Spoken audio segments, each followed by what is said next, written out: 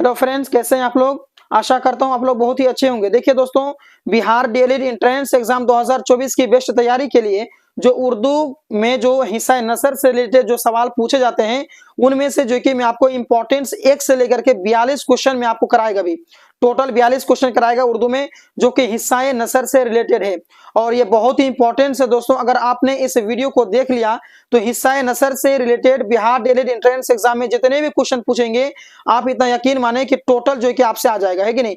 मैं आपको कराएगा, मैं एक एक करके मैं आपको बताएगा और समझा समझा करके पढ़ाएगा, ठीक है। टेंशन नहीं लेना है बिल्कुल। और उर्दू के लिए तो बेफिक्र होकर रहिए आप।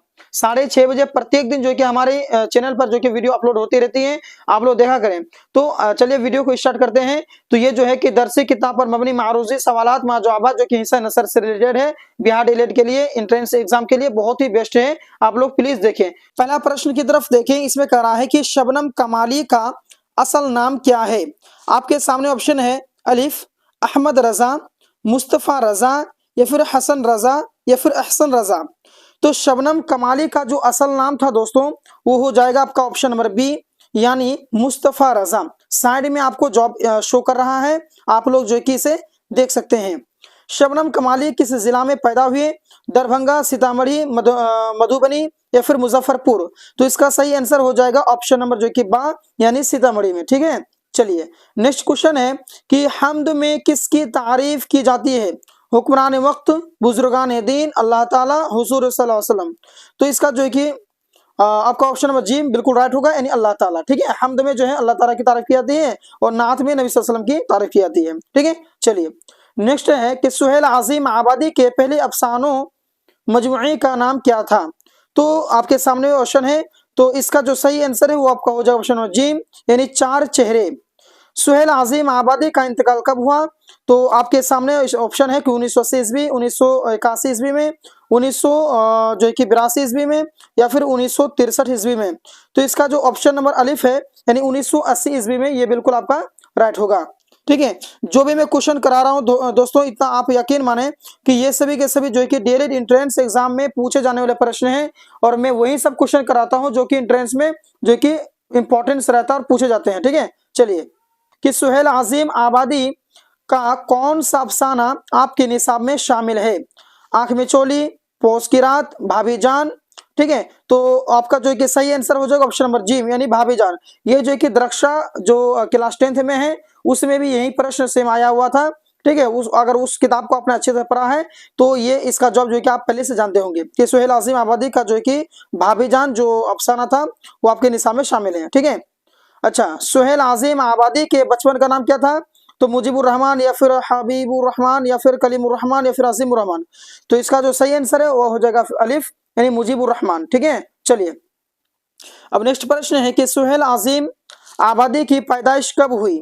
तो सुहेल आजिम आबादी की जो पैदाइश हुई दोस्तों, आपके सामने ऑप्शन है अलिफ 1910 ईस्वी, 1911 ईस्वी, 1912 ईस्वी, या फिर 1913 ईस्वी। तो देखिए इसका जो सही आंसर है वो हो जाएगा ऑप्शन नंबर बा, यानी 1911 ईस्वी, ठीक है। चलिए क्वेश्चन नंबर 9 में कह रहा है कि डॉक्टर मोहम्मद मोहसिन किस मजमू पर महारत रखते थे। अलिफ में है तारीख, अदब, नफ्सियात, सहाफत। तो इसका जो आंसर हो जाएगा नफ्सियात, क्योंकि डॉक्टर मोहम्मद मोहसिन जो हैं वो नफ्सियात पर जो कि ज्यादा मतलब कि महारत रखते थे, ठीक है।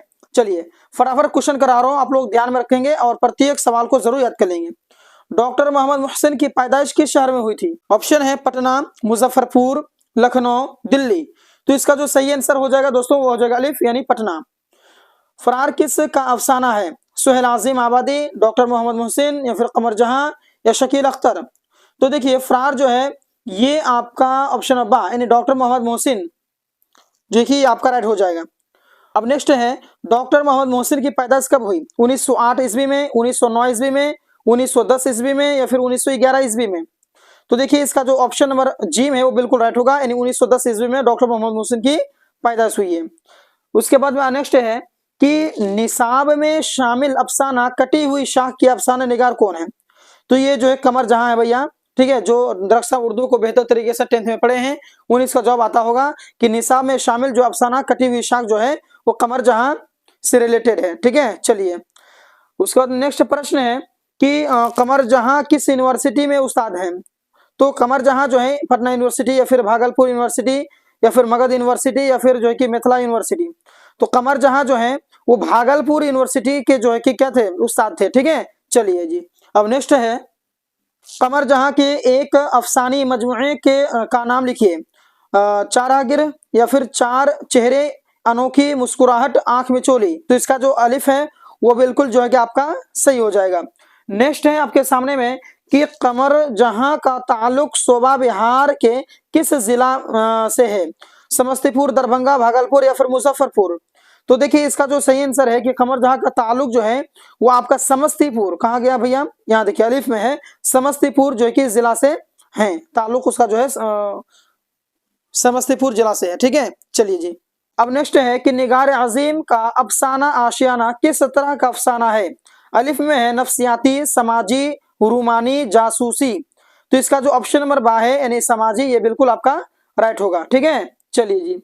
नेक्स्ट है कि निगार अजीम का असल नाम क्या है, जुहरा निगार, मलिका मोहर निगार या फिर महोश या फिर जरिंगार। तो इसका जो ऑप्शन नंबर बा है वो बिल्कुल राइट होगा यानी मलिका मोहर निगार। ठीक है, चलिए जी। नेक्स्ट है कि सर सईद का वालिदा का नाम क्या था। आपके सामने ऑप्शन है कि ज़ैबुन निसा बेगम, बदरुन निसा बेगम या फिर अजीजुन निसा बेगम या फिर जुहरा बेगम। तो इसका जो ऑप्शन नंबर जी में है वो बिल्कुल राइट होगा यानी अजीजुन निसा बेगम। ठीक है, चलिए जी। नेक्स्ट है कि सर सैयद की वफात कब हुई, 1897 ईस्वी में या फिर 1898 ईस्वी में, 1899 ईस्वी में या फिर 1900 ईस्वी में।